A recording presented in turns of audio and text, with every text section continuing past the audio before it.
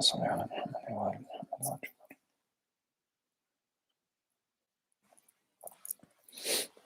أعوذ بالله من الشيطان الرجيم. بسم الله الرحمن الرحيم.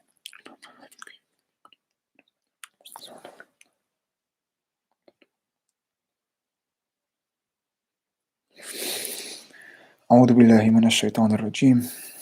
بسم الله الرحمن الرحيم. الحمد لله رب العالمين، وصلى الله على سيدنا محمد وآله الطيبين الطاهرين.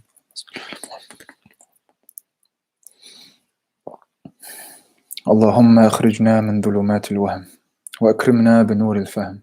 اللهم افتح علينا أبواب رحمتك وانشر علينا من خزائن علومك يا أرحم الراحمين. اللهم علمنا ما ينفعنا وانفعنا بما علمتنا وزدنا علما.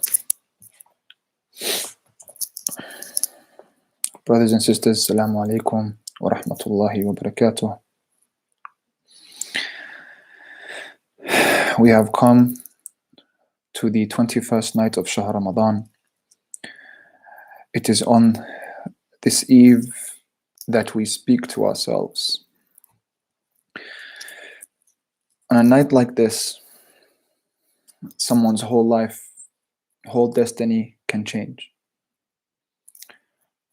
I wanted to take this opportunity to speak to all of you and to myself first.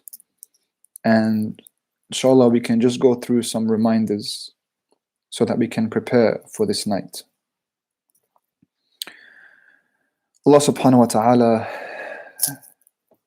in His noble book says about this night, Bismillah ar-Rahman ar-Rahim, Inna anzalnahu fi Laylatul Qadr, wa ma adraka ma Laylatul Qadr, Laylatul Qadri khayrun min alfi shahr, تنزل الملائكة والروح فيها بإذن ربهم من كل أمر سلام هي حتى مطلع الفجر. صدق الله العلي العظيم. This night is a very special night. It's a night which is connected to the Quran. It's the night the Quran, the greatest miracle of Allah subhanahu wa ta'ala, descended onto the earth. It's a night, as he says, Salamun hiya hatta matla' al-fajr. The barakah in this night, it exists from the beginning of the night right up until dawn. The night has already begun where I am. So every single moment right now that I'm speaking to you right now, every single moment that we are going to be living on this night is an opportunity where one can change their entire destiny. Imam Sadiq alayhi salam, when he is asked about this night, he says, glad tidings to those, because he's asked, why is it better than 1,000 months? He said, glad tidings to those who take advantage of this night. Because on this night, whatever action you perform is enhanced greater than any action you would perform over 1,000 months, over all those years in one night. So it's an opportunity you want to take. He says, glad tidings to the one who spends this night in ruku', in sujood, and in crying, in weeping. And he says that whoever does this, whoever prays to God and weeps for Allah on this night, then they will not be disappointed, insha'Allah. What that means is, this night is the night where miracles occur. Whatever you thought was impossible for you, on this night it becomes possible through your heart, through your sincerity, through your supplication to Allah subhanahu wa ta'ala. And we receive from the bounties of Allah in accordance with how sincere we're going to be. And I say that to myself first, how honest you're going to be with yourself on this night when you're speaking to God. How much you give of your own self is how much you're going to receive. This night is the night where your whole life is supposed to flash before your eyes. I want you to think about everything that you've ever been through, and remember how your childhood now seems to you like a past life, as if it wasn't even you. How just 10 years ago, perhaps, when you were a teenager, if you're like as old as me now, how that seems like a lifetime ago. how your parents grow old in front of you if you're still blessed to have them around you, and if you don't, then you know the pain of separation. How the wrinkles in the eyes of your loved ones grow as the years pass, and you know that soon everyone you've ever loved eventually, inevitably, is going to leave you. If you can't even imagine your own grave or your own self, you can imagine the graves of those that you love. And this is an inevitable reality that we all are going to have to face. On this night, I want you to recount all your memories as you're praying to God, because Allah subhanahu wa ta'ala was a part of those memories. Allah was with you through every experience you ever went through. And He knows just as much as you know. And He knows all your feelings. And He knows all your memories. That the only one who didn't change in all this time was God, was Allah. You have to speak to Him in the way that He knows you that well. He knows you better than you know yourself. Tonight is the night for the hopeless heart. The heart who lost all hope has hope on this night. Not hope in their own selves, but hope in God. Hope that Allah subhanahu wa ta'ala can shower His mercy upon this heart. As my teacher calls this night, he calls it Laylat Ihya al-Qulub. He says, Haqqan, tonight is the night where hearts which have died, which have been dead for a long time, tonight is the night that this heart is revived. Tonight is the night where the heavy heart is healed, is brought back to life. The hopeless one has a hope on this night. So you want to come to Allah on this night with all enthusiasm. Pray with your heart, not your tongue. Pray with your innermost core, your center. Pray with your very being. Imam Khomeini, he says that in the beginning on the spiritual path, the heart is still like a child. It's like when the child can barely recite the alphabet and you have to teach it letters, right? You have to teach it shway shway, little by little. First, right now when we are praying, we pray with our tongues. We're reading the dua from the Imams, from the Ahlul Bayt. We read their words, how to speak to Allah. And our hearts follow the tongue. Tonight, try to allow your heart, get to a level where your heart is the one who begins to recite the prayer and your tongue follows your heart. Imam Khomeini says that some people, they get to a stage, and I've seen these people, there are many of them. They get to a stage where when they're sleeping, they still recite tasbih. You see them, they recite Quran or tasbih because it's not their tongue reciting. It's their heart, and the heart is not affected by sleep. So even when you're sleeping, even when you're dreaming, you're thinking of God, your beloved. If you've tasted love to God, you know what I'm talking about. And if you haven't, and you're wondering, why do these people speak about God in such a way where I don't understand God in this way? Have hope and ask Him to show you. Ask Him to let you taste that mercy and that love. Then you will understand why people speak about Allah subhanahu wa ta'ala in this way.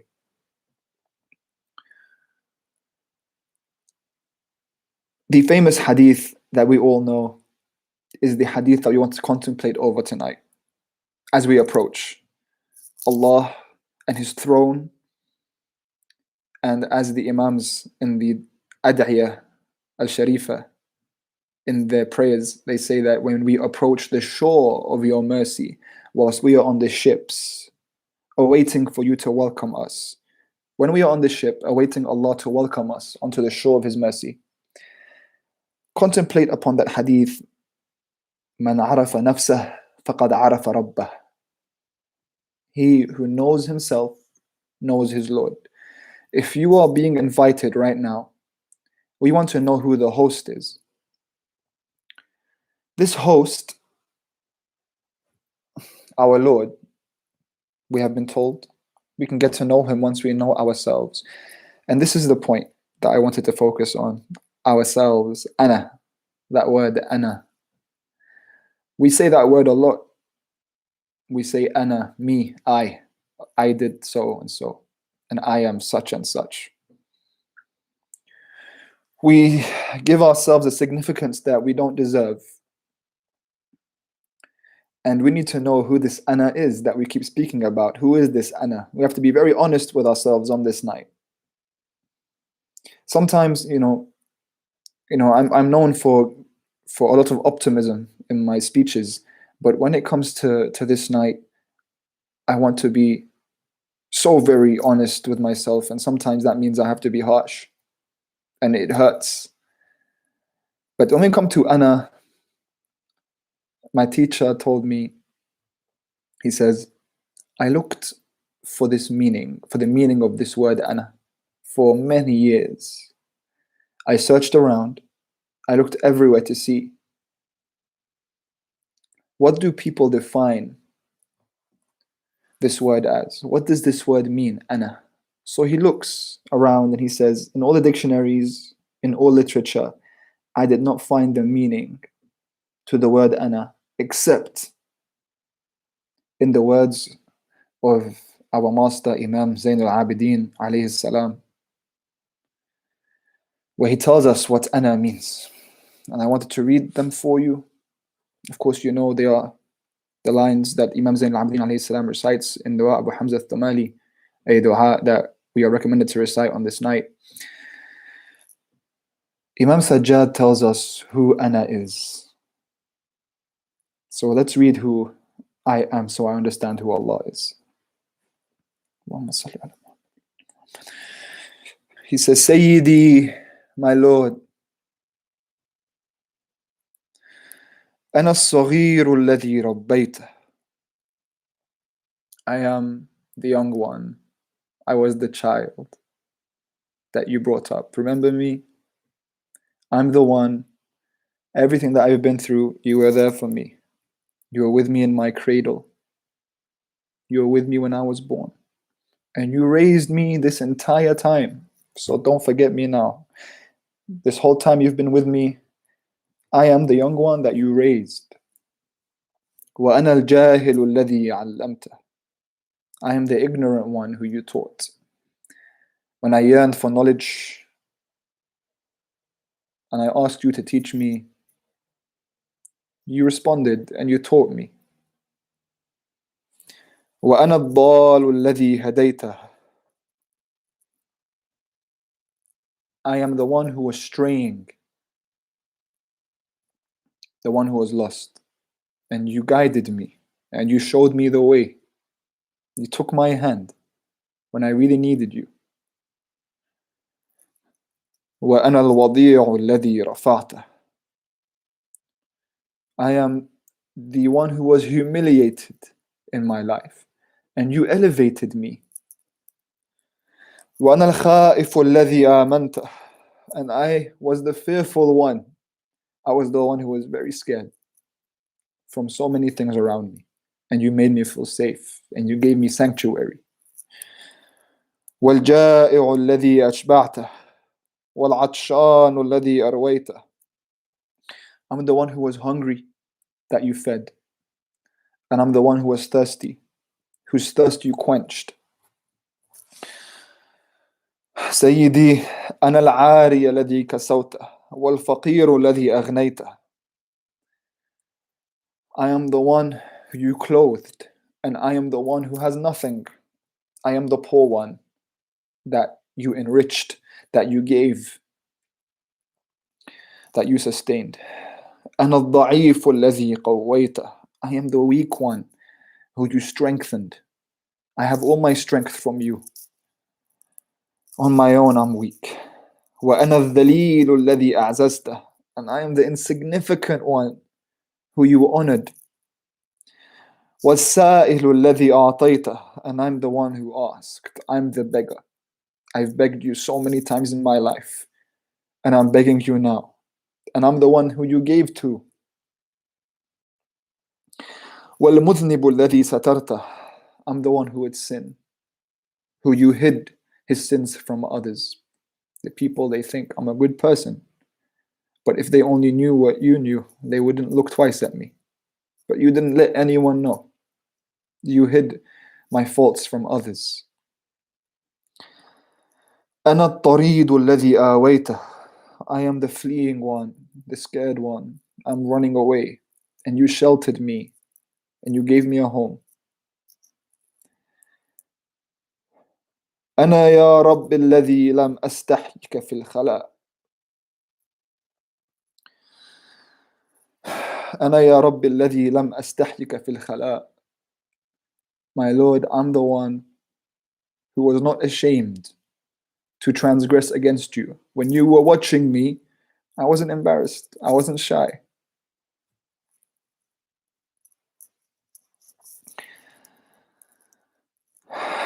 أنا الذي لم أراقبك في الملأ.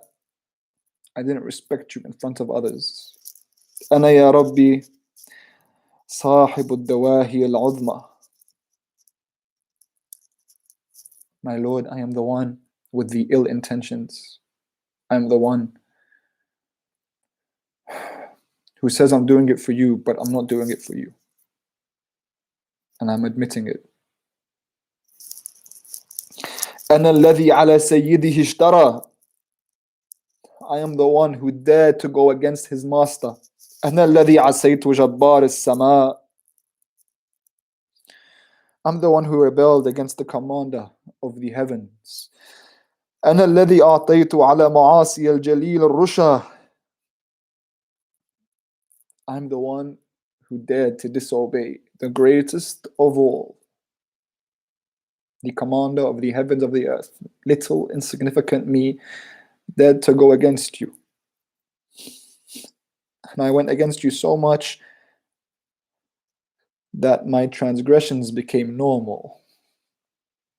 It became a habit and second nature to me. Until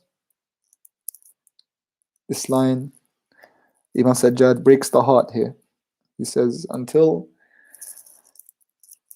أسقطتني من عينك فما باليت. Until you turned your face away from me. Until you no longer looked at me. And I didn't even feel any pain when you turned away. It became so normal to me.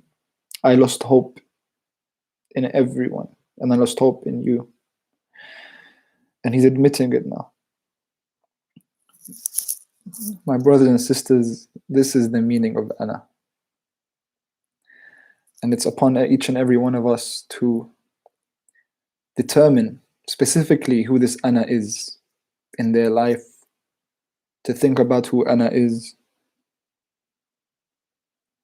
And I believe if we specifically determine Ana, then Allah subhanahu wa ta'ala will give us what we need on this night, what we ask of Him, to allow us to come down from our ships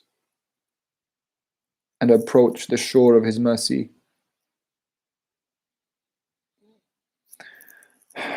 On this night, pray your heart out. Pray for everything that you want. Pray for forgiveness. Pray for mercy. Pray for your life to change, because wallah, it can. For us to find out what Allah is going to send down into our hearts on this night. As much as you give of yourself, as sincere as you are, in your heart, Allah will give you. But most of all, and before praying for anyone else, and before praying for yourself, pray for Imam Mahdi. Ajallah ta'ala farajhu sharif. Pray for his safety, and pray for his heart to be in tranquility. Pray for Allah subhanahu wa ta'ala to heal his loneliness and his pain, and for him to return to us. Pray for Allah subhanahu wa ta'ala to make us of his helpers. Truly. Because, my brothers and sisters, let's just end on this story. If we really believe that Imam is returning, if we truly and really believe that Allah subhanahu wa ta'ala is sending the Imam back soon, you see right now the world, what's happening. People keep saying the signs. From a few years ago, what was happening in Syria, and recently Mecca is empty, and Hajj might be cancelled, and all these signs. And everyone says the Imam's returning soon, the Imam's returning soon. So let's ask ourselves, do we really believe he's returning soon? And if so, what am I doing to prepare? And what am I doing to change my life? And am I really living my life as if he's coming, as if I'm preparing for him? Am I really? Am I in such a condition that I can be with him really? There's a story of the Abid, this man who was praying to Allah subhanahu wa ta'ala night and day. He was known in his village as the one closest to God, but he wouldn't come out much and mix with the people. And it was Laylatul Qadr on that night. And so they wanted to bring this man out, the village people wanted to bring this man to the masjid. And they begged him, please come to the masjid and let's all pray together. He was a very loved man. And so he agreed on this night. And this very pure-hearted, spiritual man, he joined the village people. And as they entered into the masjid, there was a sheikh sitting down. And the sheikh was telling the congregation a story. So I'm telling you guys a story. And in the story, the sheikh's telling the people a story. So the man enters into the mosque and he hears the sheikh giving the story. And the story was about the princess and the pauper, the very poor man. And as he begins to tell the story, he says that this princess was the most beautiful woman of all, that never before had there been a beauty like her. And this poor man, who was a very lonely person in his village, he saw the princess one time, one glance, and he fell in love.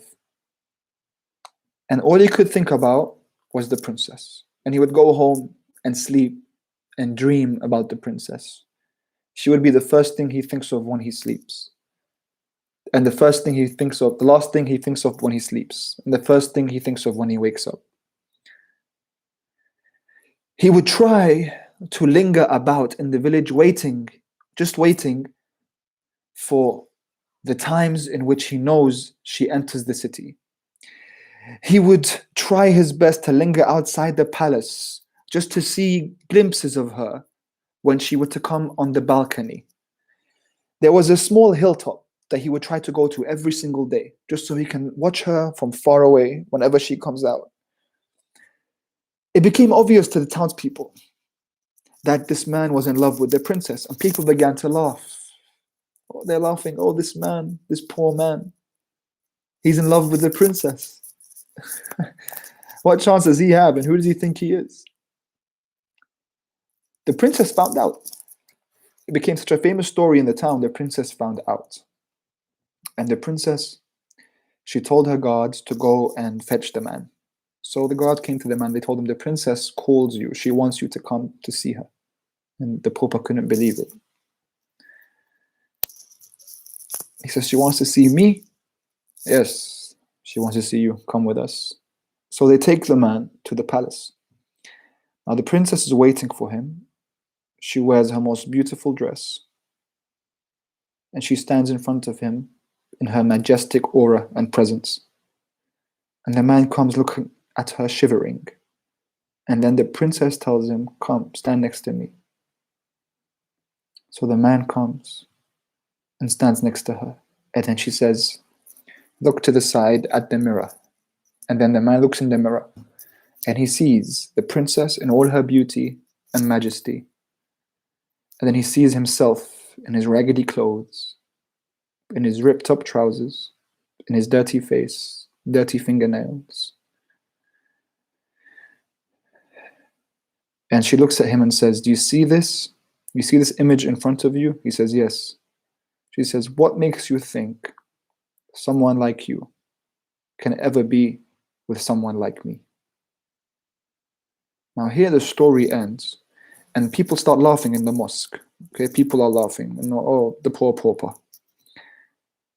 However, the man, the spiritual man, the man of God in the mosque, he faints, and everyone panics, and they run to the man, and they begin to wake him up. Oh man, what's wrong? We brought you one time. We brought you to the mosque. You fainted on us. What's happening? Bring him some water, and he calms down. They say, what happened? Why did you faint? He says, because of the story. And they said, what's so bad about the story? And he says, well, I believed when he was telling the story that I was the pauper. and that Imam Mahdi was standing next to me, and I was looking in the mirror, and I imagined him saying to me, "Do you really think someone like you could be with someone like me?" I believe this is a story that we can learn from if we understand the depth of it.